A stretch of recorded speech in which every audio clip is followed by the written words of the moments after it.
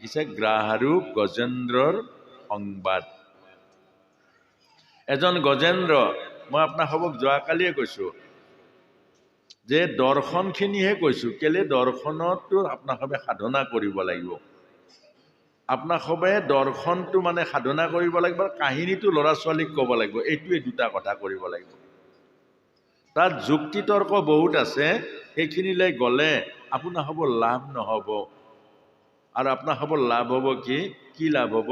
এই ধৰক এই যে ক'লোঁ যে মেৰুদণ্ড পোন কৰি সদায় ৰাতিপুৱা সাধনা কৰিব, এইটোত লাভ হ'ব। এইটো যেতিয়া ঘৰখনত এটা বাতাবৰণ হৈ যাব, আপোনাৰ ওচৰত ল'ৰা বহিব, আপোনাৰ ওচৰত ছোৱালী বহিব, আপোনাৰ ওচৰত স্বামী বহিব, 5 মিনিট যদি সেই ওমকাৰটো কৰে, ওমকাৰৰ ধ্বনিটো ভগৱানৰ নামৰ ধ্বনি, ঘৰখন পবিত্ৰ হ'ব। আৰু আপোনাৰ এই ব্ৰহ্ম মন্ত্ৰ উচ্চাৰণ কৰিলে ভিতৰটোও পবিত্ৰ হ'ব আৰু মেৰুদণ্ডপোন হ'ব। আৰু মেৰুদণ্ডপোন হ'লে আমাৰ তলত থকা ভাইটেল ফ'ৰ্চটো ওপৰলৈ আহিব। কেইবাটাও লাভ হ'ব, লোকচান এটাও নাই, লোকচান এটাও নাই। কাৰণ 5 মিনিটত ইমান বৰ লাভ। আপুনি 5 মিনিটহে কৰিব লাগে, নোৱাৰিলে 3 মিনিট কৰিব, 3 মিনিটত ইমান বৰ লাভ পাব। কিন্তু দুৰ্ভাগ্য, নিজে নিজৰ কাৰণে মানুহে একো নকৰে। কিন্তু আপোনালোকে কৰিব, কালিৰ পৰা কৰিব। এমাহ কৰি চাওক, যদি একো ফল নাপায়, এমাহ কৰি চাওক, যদি আপোনাৰ ঘৰৰ একো বাতাবৰণ বেলেগ নহয়, পৰিৱৰ্তন নহয়, আপোনাৰ মন আমাক মাতি লৈ আনিব, যি শাস্তি দিয়ে আমি মূৰ পাতি ল'ম। এই কথাখিনিয়ে অৰ্থাৎ প্ৰেক্টিকেল আপোনালোকে কৰিব লাগিব, নকৰা কথাখিনি আমাৰ এৰি দিব লাগিব, সেইখিনি লাভ নহ'ব। এতিয়া এই যে গজেন্দ্ৰ হ'ল এটা হাতী। কাহিনীতে কৈছে, প্ৰথম কাহিনীটো ক'ব লাগিব নহয়। গজেন্দ্ৰ মানে হ'ল এটা হাতী। হাতীটো ক'ত থাকে? ক্ষীৰসাগৰত। ক্ষীৰসাগৰ মানে গাখীৰৰ সাগৰ এখন আছে। হাতীটো গাখীৰৰ সাগৰত থাকে। আৰু গাখীৰৰ সাগৰটো ক'ত আছে? ত্ৰিকুট পৰ্বতৰ মাজত 3টা শৃংগ, বহু যোজন ওখ 3টা শৃংগৰ মাজত আছে গাখীৰৰ সাগৰখন। আৰু গাখীৰৰ সাগৰত কোন থাকে? গজেন্দ্ৰৰ পৰিবাৰবিলাক, গজেন্দ্ৰৰ যিমানবিলাক সংগী আছিলে, সংগী ল'ৰা ছোৱালী একেবাৰে তাত থাকে। আৰু কেনেকৈ থাকে? ভোগ আৰু বাসনাই মানুহক যেনেকৈ ৰাখে তেনেকৈ। অকল ভোগ কৰা, অকল বাসনা পূৰ্ণ কৰা, অকল কামনাবোৰ পূৰ্ণ কৰা, অকল সেইবোৰ খোৱা লোৱা বোৱা, অকল দেহৰ সুখ, দেহ আৰু মনৰ সুখৰ মাজত গজেন্দ্ৰ দপদপাই তাত ঘূৰি ফুৰিছে। গুৰুজনাই লিখিছে, মদ জ্বলে অহংকাৰৰ বৈ গৈছেগে, অহংকাৰত কাকো কেৰেপ নকৰে, এনেকুৱা গজেন্দ্ৰ হাতীটো। ভাবিছিলে দিনবোৰ এনেকৈ পাৰ হ'ব, ভোগ আৰু বাসনাৰ মাজত, ল'ৰা ছোৱালীৰ মাজত, আমাৰ পত্নীসকলৰ মাজত জীৱনটো অতিবাহিত কৰিব, যৌৱন সদায় থাকিব। গজেন্দ্ৰই সেই ভাৱনাতে সেইবোৰ কৰি আছিলে। কিন্তু এদিন যৌৱন সদায় থাকিব জানো? থাকিবনে? সময় ৰৈ থাকিব জানো? নাথাকে। সময়ৰ পৰিৱৰ্তন হ'বনে নহ'ব? লগে লগে জীৱনৰ দেহৰ পৰিৱৰ্তন হ'ব নহ'ব? এই গজেন্দ্ৰই নভবাকৈ আপুনি ময়ো নাই ভবা। সেইকাৰণে 80 বছৰ বয়সলৈকে আপুনি মই চেতনা অহা নাই, ভগৱানৰ নাম ল'ব লাগে অকল। আকৌ 80 বছৰ হ'লেও টকা পইচাই দোকান পোহাৰ তাতেই লাগি থাকে, ভোগ আৰু বিলাসত। গজেন্দ্ৰও লাগি থাকিলে হাতীটো, আৰু লাগি লাগি লাগি লাগি কালে আহি গ্ৰাহে চৰণত কামোৰ মাৰি ধৰিলে। গ্ৰাহে ভৰিত কামোৰ মাৰি ধৰিলে, আৰু গ্ৰাহে টানিছে তললে, গজেন্দ্ৰই টানিছে ওপৰলৈ। গ্ৰাহে কোনফালে টানিছে? তললৈ, গজেন্দ্ৰই ওপৰ ফালে। এইখন যুদ্ধ 1000 বছৰ হ'ল, 1000 বছৰ। এইটো হ'ল কাহিনী। তাৰ পাছতে কুণ্ডেমেৰাই পদ্মগুটি ওপৰক তুলি, সুৰডালেৰে এটা পদুম ফুল, সুবৰ্ণ পদুম ফুল ওপৰত তুলি গজেন্দ্ৰই শৰণ ল'লে ত্ৰাহি হৰি বুলি। আৰু তেতিয়া কথা পাতিব নোৱাৰিব, সকলোৱে চকু মুদক, কথা নাপাতিব। কথা পাতিলে নকম আকৌ, অকল কাহিনীটোৱে কৈ থৈ দিম।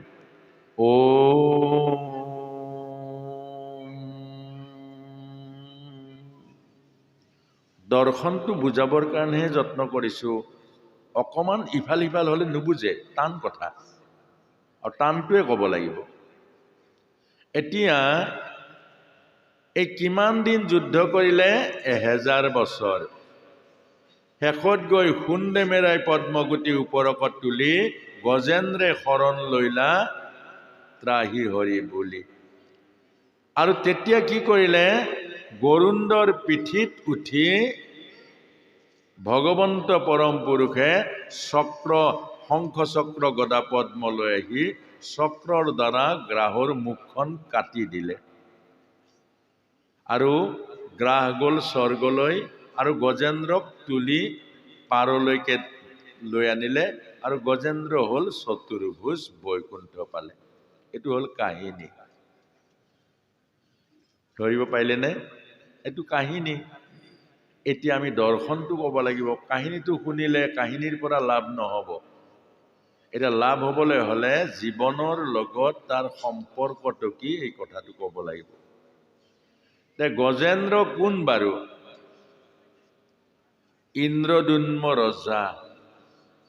আগৰ জন্মত অৰ্থাৎ আমাৰ জীৱবোৰ ঘূৰি ফুৰে।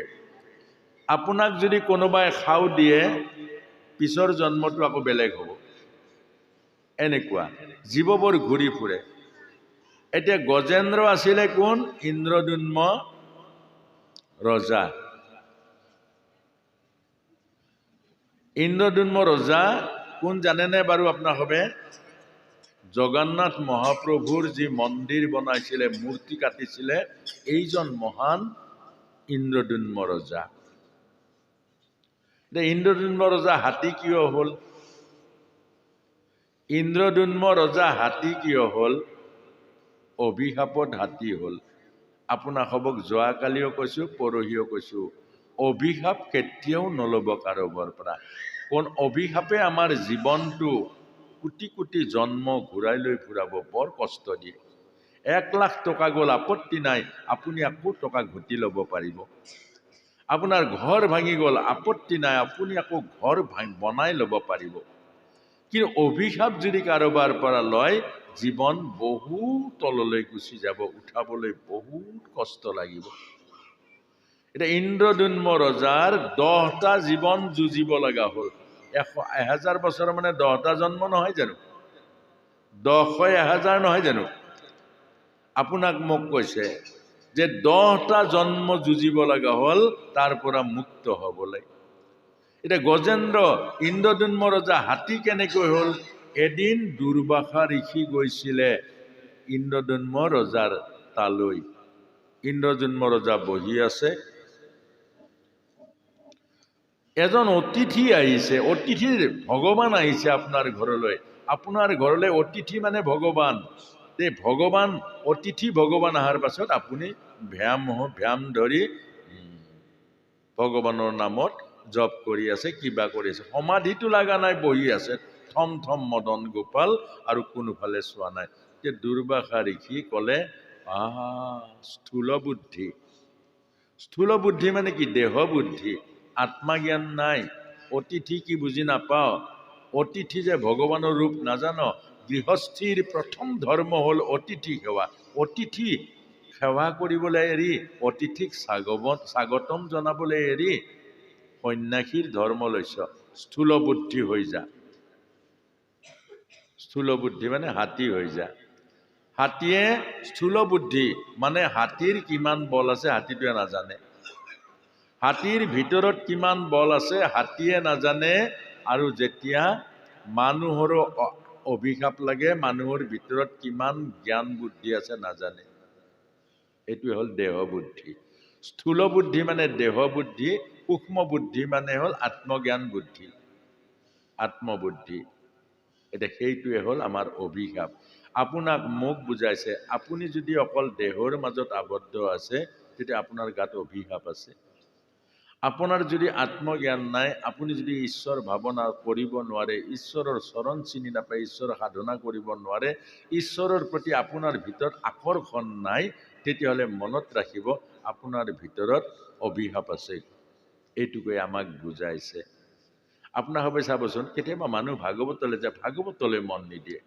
ক'তনো চাহ আছে, ক'তনো তামোল আছে, আৰু চাহ তামোলটো ঘৰতে খাব পাৰে। আপুনি গোটেই দিনটো ক্ষতি কৰি আহিছে, ভাগৱত ৰূপী ভগৱানৰ ওচৰত আহিছে, কেতিয়াবা জীৱনৰ কাৰণে আহিছে, ভাগৱতত মন দিব লাগে নে? ক'ত চাহ আছে, ক'ত তামোল আছে, কেলে মন দিয়ে? আপুনি নিজে নাজানে আপোনাৰ ভিতৰত অভিশাপ আছে। এইটোকে আমাক বুজাইছে। আত্মবুদ্ধি নাই, আৰু সেইকাৰণে ইন্দ্ৰদ্যুম্ন ৰজা আহি হাতী হৈ গ'ল। আৰু এই গ্ৰাহ কোন আছিলে? গ্ৰাহ আছিলে হুহু গন্ধৰ্ব। ই কুবেৰৰ পুত্ৰ হুহু গন্ধৰ্ব আছিলে। এই কুবেৰ ৰূপী দেউতাকৰ টকা পইচাৰ অহংকাৰ অভিমানত অপৰ্যাপ্ত টকা পইচা পাই কুবেৰৰ ল'ৰা বেয়া হৈ গ'ল, অহংকাৰী হৈ গ'ল, অভিমানী হৈ গ'ল, খুব নিচা খাই খাই চেতনাবোৰ মৰি গ'ল। আৰু বিনিময়ত কি কৰিলে? একেবাৰে নকৰা কাম এটা কৰিলে। কি কৰিলে? ঋষিৰ লগত ধেমালি কৰিলে। মানে সন্ত বা ভকতৰ লগত ধেমালি কেতিয়াও নকৰিব, এই কথাটোকে কৈছে। ভকতৰ লগত, সন্ত এজনৰ লগত কেতিয়াও ধেমালি নকৰিব। আৰু সেই ধেমালিতে যদুবংশ ধ্বংস হৈ গ'ল। আৰু সেই ধেমালি কৰিলে এই হুহু গন্ধৰ্বই। যেতিয়া দেৱল ঋষি পানীত নামিছিল স্নান কৰিবৰ কাৰণে, হুহু গন্ধৰ্বই ডুব মাৰি পানীৰ তলে তলে আহি ঘৰিয়ালৰ নিচিনা দেৱল ঋষিৰ ভৰিত ধৰি টানি লৈ গ'ল।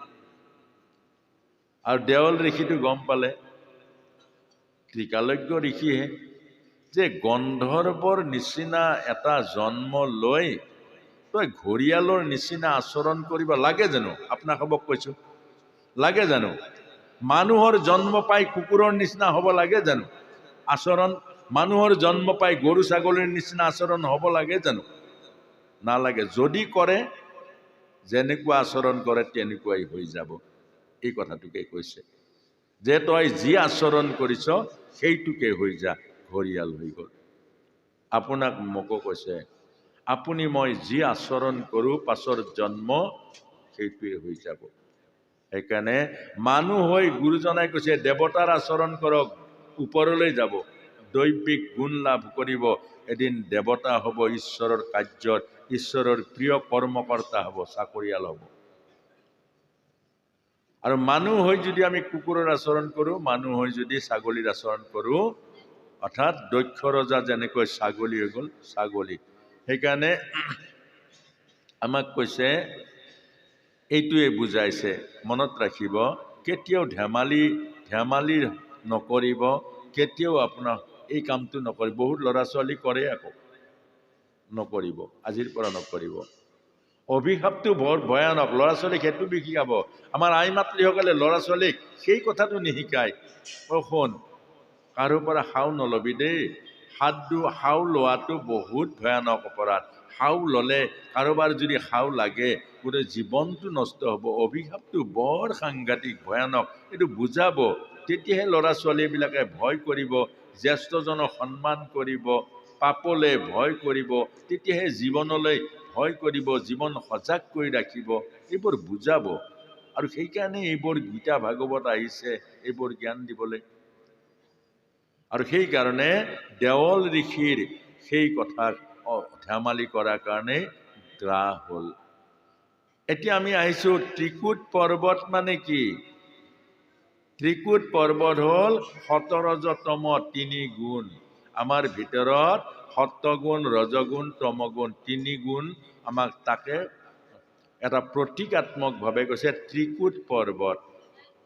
সত্বগুণ হ'ল বগা, ৰজগুণ হ'ল ৰঙা। সত্বগুণ মানে হ'ল ৰূপৰ শৃংগ, ৰজগুণ মানে হ'ল সোণৰ শৃংগ, আৰু তমগুণ মানে হ'ল লোহাৰ শৃংগ। সত্বগুণক ৰজগুণ তমগুণ কীৰ্তনত পঢ়িলে আপোনাৰভাৱে পাই যাব।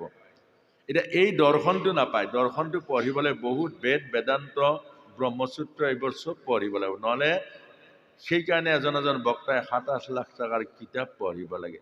কেলে পঢ়িব লাগে? একেখন কিতাপত একেটা বস্তু নাপায়, দৰ্শনটো নাপায়। কাহিনীটো পাব, কীৰ্তন পঢ়িলেই পাব, কিন্তু দৰ্শনটো নাপায়। এতিয়া এই ত্ৰিকুট পৰ্বতৰ মাজত এটা কি আছিলে? ক্ষীৰসাগৰ। ক্ষীৰসাগৰ মানে কি? গাখীৰ, গাখীৰৰ সাগৰ। গাখীৰ মানে কি? গাখীৰ মানে প্ৰেম। প্ৰেম ক'ত থাকে? হৃদয়ত। এই হৃদয়খনেই হ'ল আমাৰ গাখীৰৰ সাগৰ, তাতে জীৱ আছে।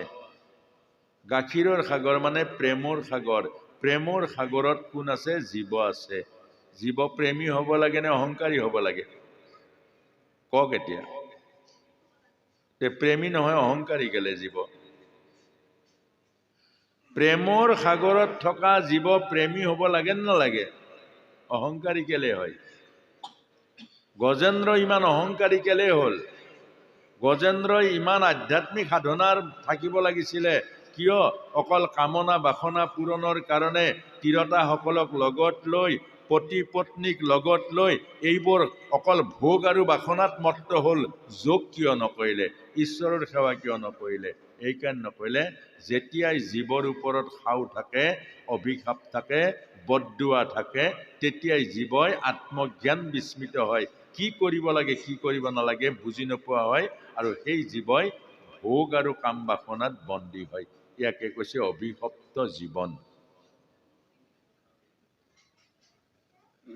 আৰু সেই গজেন্দ্ৰৰ অভিশাপ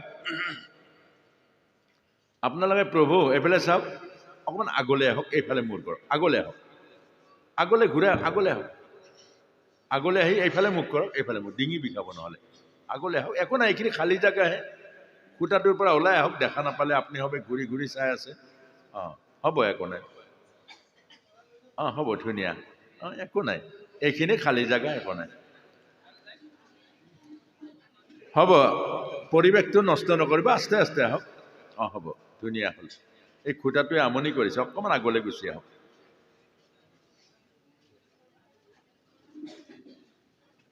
অঁ অঁ এতিয়া ধুনীয়া আছে, এইফালে মূৰ কৰি দিয়ক। অঁ এতিয়া ধুনীয়া হ'ল। হ'ব।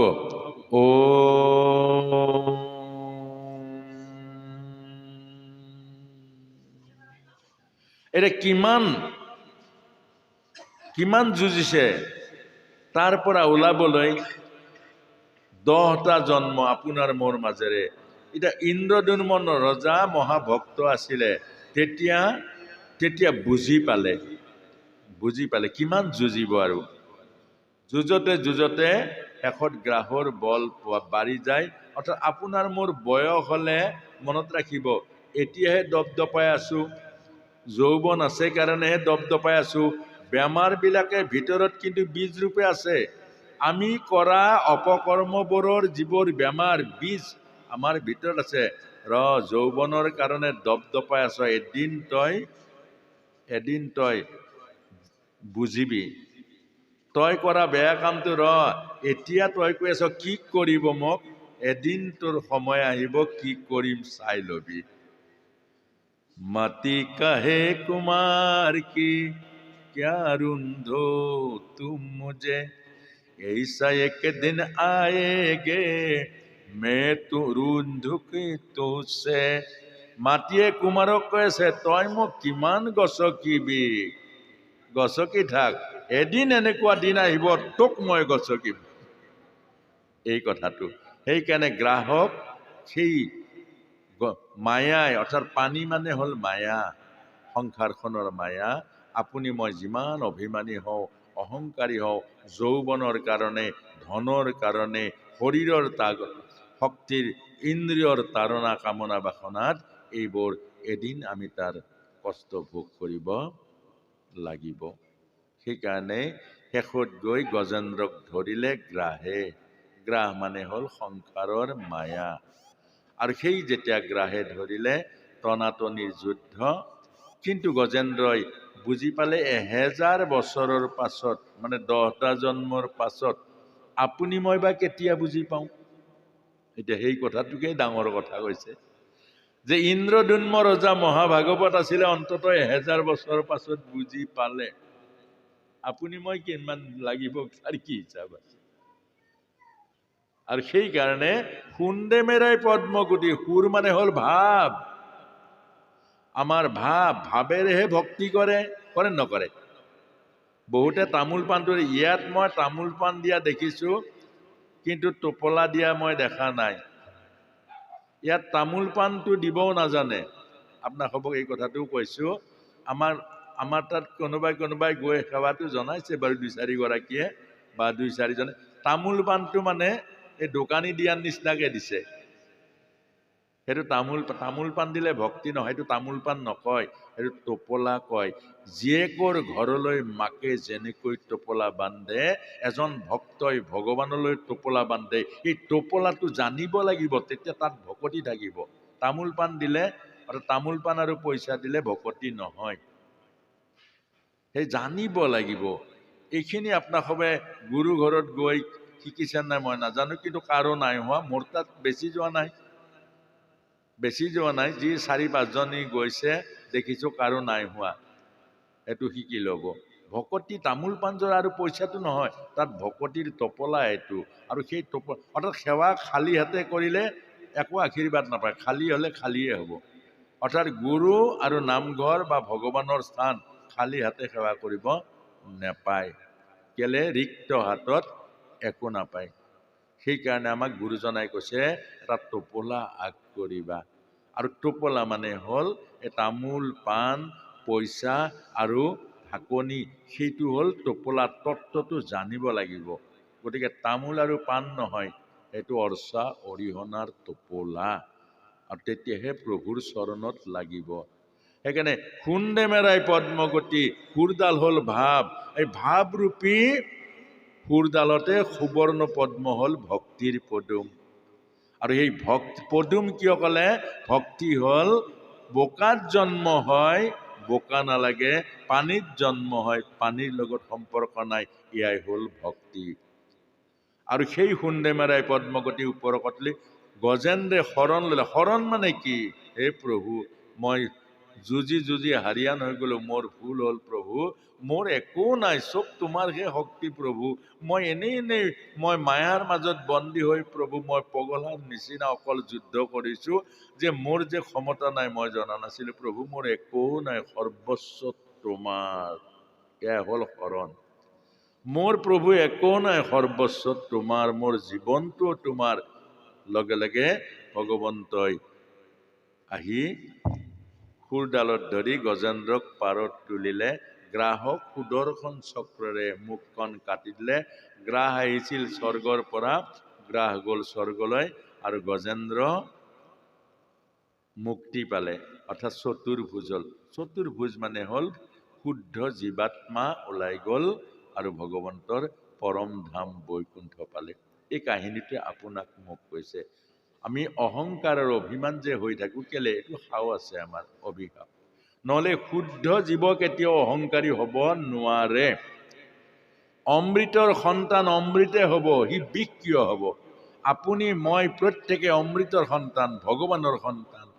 যে ভগৱানৰ সন্তান, ঈশ্বৰৰ সন্তান, অমৃতৰ পুত্ৰ, আপুনি মই বিষ কেলে? আপুনি মই বিষ কেলে? কাৰোবাক মাতিলে আত্মাত কষ্ট দিওঁ, আমি কিয় আত্মাত কষ্ট দিওঁ? কাৰোবাক দুখ দিওঁ, কাৰোবাক কষ্ট দিওঁ, কাৰোবাৰ অনিষ্ট কৰি ভাল পাওঁ, কাৰোবাক দম দি ভাল পাওঁ, কাৰোবাক কন্দুৱাই ভাল পাওঁ, কাৰোবাৰ চকু পানী উলিয়াই ভাল পাওঁ। কি কাৰণত ভাল পাওঁ? অৰ্থাৎ আমাৰ জীৱনত অভিশাপ আছে। সেইকাৰণে মনত অভিশাপ যাৰ থাকে সি পাপ পুণ্য বুজি নোপোৱা হয়। সেইকাৰণে কেতিয়াও অভিশাপ নল'ব, লাগিলে চৰণত ধৰিব। আজি আপোনাসবে এই কথাটো মনত ৰাখিব যে অভিশাপ নল'ব। আপুনি লগে লগে ভৰিত ধৰি দিব। কাৰোবাৰ জগৰ লাগিলে আপুনি ভৰিত ধৰি দিব, চৰণত ধৰি দিব। গুৰুজনাই কৈছে নহয়, 7 গুণ মাপ। আমাৰ হ'ল চৰণত ধৰিব। চৰণত ধৰিলেই তৰণ পায়। চৰণত ধৰক, থাপ মাৰি চব কাম সমাধা হ'ব। যিটো কাম দম দি কৰিব নোৱাৰে, যিটো কাম টকাৰে কৰিব নোৱাৰে, যিটো কাম পইচাৰে কৰিব নোৱাৰে, যিটো কাম ধনেৰে কৰিব নোৱাৰে, গুৰুজনাই কৈছে যে গুৱাপান এটা দক্ষিণা এটা আগবঢ়াই দিব, 7 গুণ মাপ হৈ যাব। আৰু সেইকাৰণে আপোনাক মোক কৈছে গ্ৰাহ আৰু গজেন্দ্ৰৰ মাজেৰে আপোনাৰ মোৰ জীৱনৰ এই যিবোৰ আমাৰ অহংকাৰ অভিমান এইবোৰ নাৰাখিব, আৰু আমি কেতিয়াও যাতে কাৰোৰ লগত, ভকতৰ লগত, আধ্যাত্মিক কাৰোৰ লগত ধেমালি নকৰোঁ, সীমা অতিক্ৰম নকৰোঁ। আৰু সেইকাৰণেই আমাক কৈছে, আৰু ভগৱান সেই কৃষ্ণৰ বংশটোৱে ধেমালিত ধ্বংস হৈ গ'ল, যে ঋষিসকলৰ অভিশাপ লাগি গ'ল, যদু বংশটো ধ্বংস হৈ গ'ল। এই কথাটো কাৰণ কোনজনে কি সাধনা কৰে দেখিছে আপুনি। এজন সাধাৰণ ভকত, এজন সাধাৰণ মানুহ দেখিছে, একো নাই, ঘৰত একো নাই, কিন্তু সেইজনে কি সাধনা কৰিছে আপুনি মই নাজানো। এজনৰ অন্তৰ আত্মা কেনেকৈ ৰাখিছে, কিমান নিৰ্মল কৰি ৰাখিছে, অন্তৰ আত্মাত ভগৱানৰ লগত কেনেকৈ সম্পৰ্ক কৰি ৰাখিছে আপুনি মই কেতিয়াও নাজানো। মোৰ বন্ধু এজন বন্ধু অকণমান অপৰাধত মৰিয়ে গ'ল, ফৰেষ্টত কাম কৰিছিল। এটা বৰ জীৱন্ত কাহিনী। এদিন দুপৰীয়া অফিচৰ পৰা আহিলে এটা মুঢ়া বেপাৰী, মুঢ়াবোৰ যে বনাই বনাই কান্ধত লৈ আহে, সেইবোৰ কম দামী, 150 টকা, 125 টকা ইমান পায়। সেই বুঢ়াজনে মুঢ়াকেইটা কঢ়িয়াই আনি এডাল গছৰ ছাঁত জিৰাইছিলে দুপৰীয়া। আৰু তেতিয়া ইজন আহিলে, আহি পেলাই মুঢ়া এটালৈ ঘপকে বহি দিলে। বয়সস্থ ভকতজনে কৈছে নবহিব। তাৰমানে সেইটো মানুহ বহিলেই চেপেটা হৈ যাব, চেপেটা হ'লে বিক্ৰী নহয়, লোড ল'ব নোৱাৰে, এনে কম দামী বনোৱা আহে। তেতিয়া সি কি কৰিলে, খং উঠিলে, মই হেন ফৰেষ্টৰ অফিচাৰ এটা, তোৰ যে মুঢ়াত বহি, তাৰ চাগে এইটো ভাব আহিলে, কি এনেকুৱা তামোল, চুট মাৰি দিলে মুঢ়াটো ভৰি এখন দি। মুঢ়াটো ছিটিকি গৈ এটা খালত পৰিলে। বুঢ়াজনে একো নকলে, পাছত কৈছে সেই কথা, কাহিনীটো কি। গৈ মুঢ়াটো বুঢ়াজনে ললে, লৈ একো নামাতিলে। বুঢ়াজনে কান্ধত তুলি ৰ'দে ৰ'দে আকৌ গুচি গ'ল। এসপ্তাহ পাছত ভৰিখন বিষ আৰম্ভ হ'ল, আৰু সেই ভৰি বিষটো ক'তো ভাল কৰিব নোৱাৰিলে, যিমান চিকিৎসা কৰিলে। আৰু সেই ভৰি বিষটোৱে তেওঁ পাছত গৈ মনত পৰিলে, এদিন ৰাতি শুই থাকোঁতে কেলেই হ'ল, তেতিয়াই মনত পৰিলে, এইখন ভৰিৰে মই বুঢ়াজনৰ মূৰাটোত গোৰ মাৰিছিলোঁ। বুঢ়াজনক ঢেৰ বিচাৰিলে, বুঢ়াজনক নাপালে, আৰু সেইজন তাতেই সিপুৰিলে গ'ল। অৰ্থাৎ এই জন্মৰ শাস্তিটো ভৰি বিষ, ডাঙৰ কথা নহয়, পিছৰ জন্মত আচল শাস্তিটো ৰৈ আছে। এইকাৰণে মনত ৰাখিব, কাৰোবাৰ আত্মাত যদি আঘাত পায়, বিশেষকৈ দৰিদ্ৰ মানুহক কেতিয়াও নকৰিব, দুখীয়া মানুহক কেতিয়াও নকৰিব। দুখীয়া মানুহৰ মনত কেতিয়াও কষ্ট নিদিব, কেলে দুখীয়া মানুহৰ যদি মনত কষ্ট পায় জ্বলি যাব, জ্বলাই দিব। এই কথাটোকে কৈছে, সংসাৰ জ্বলাই দিব। আৰু আত্মাত আঘাত লগা কথা আমি প্ৰায় দুখীয়া মানুহবিলাকক বেছি কৰোঁ। এটা হাজিৰা কৰা মানুহ বা কিবা সৰু সৰু কিবা এটা বেপাৰ কৰি খাইছে, তাক বৰ তুচ্ছ ব্যৱহাৰ কৰোঁ। সেইকাৰণে কোনোবাই চাইকেল এখনত লৈ কিবা এটা বেপাৰ কৰি খাইছে, তাক আমি সদায় এটা তুচ্ছ চকুৰে চাওঁ, আৰু যাক যি পায় তাকে কথা কওঁ। এইটো নাপায়, কেতিয়াও কৰিব নাপায়। আৰু সেইকাৰণে সাৱধান কৰি দিছে ভাগৱতে। যিবোৰ আপোনাক সবে ভাগৱত ভগৱানৰ ওচৰত এইকাৰণে আহিছে, ভগৱানে সাৱধান কৰি দিছে যে কেতিয়াও মনৰ তাৰণাত, কেতিয়াও মনৰ অসাৱধানত এইবোৰ কাম কেতিয়াও নকৰিব। আমাক যে কয় ক'ৰবাত হেৰুৱা পইচা পালে 4 গুণ যায়, কেলে যায়? সাধাৰণতে পইচা কাৰ হেৰায়? এই হাজিৰা চাজিৰা কৰা সৰু সৰু মানুহবোৰৰ হেৰায়।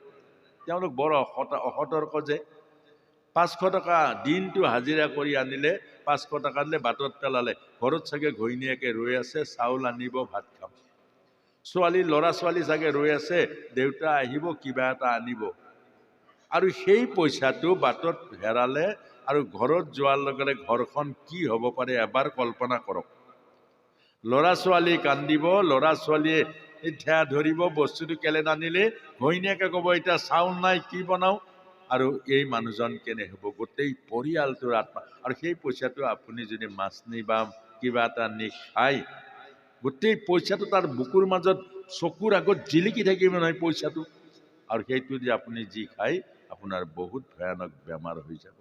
এই কথাটোকে কৈছে যে আমি সৰু সৰু কথাবোৰ সেইবোৰে আমাৰ জ্ঞান, সেইবোৰে আমাৰ বিচাৰ, আমি চিন্তা কৰিব লাগিব। মগজুটো সেইকাৰণে দিছে ভগৱান। এই 1.5 কেজি ওজনৰ মগজুটো কেলে দিছে বাৰু? এইকাৰণে দিছে যে অনন্ত কোটি ব্ৰহ্মাণ্ডৰ জ্ঞান এই 1.5 কেজি মগজুটোত সোমাই আছে। ব্যৱহাৰ কৰিব দিছে। আৰু ব্যৱহাৰ নকৰিলে কি হ'ব? এইটো নিষ্কাম হৈ যাব। আজিকালি মনত কৰি দেখিছে নাই? দোকানত যদি দালি 1 কেজি লয়, চেনি 1 কেজি লয়, সি মুখেৰে ক'ব নোৱাৰে। কেলকুলেটৰ বিচাৰি ফুৰিব, লাগিলে আধা ঘণ্টা বিচাৰিব, কেলে এইটো মৰি গ'ল। আজিকালি মানুহে হিচাপ কৰিব নোৱাৰে। কেলকুলেটৰ যিদিনাৰ পৰা মাৰিলে সিদিনাৰ পৰা আৰু হিচাপ কৰিব নোৱাৰা হৈ গ'ল।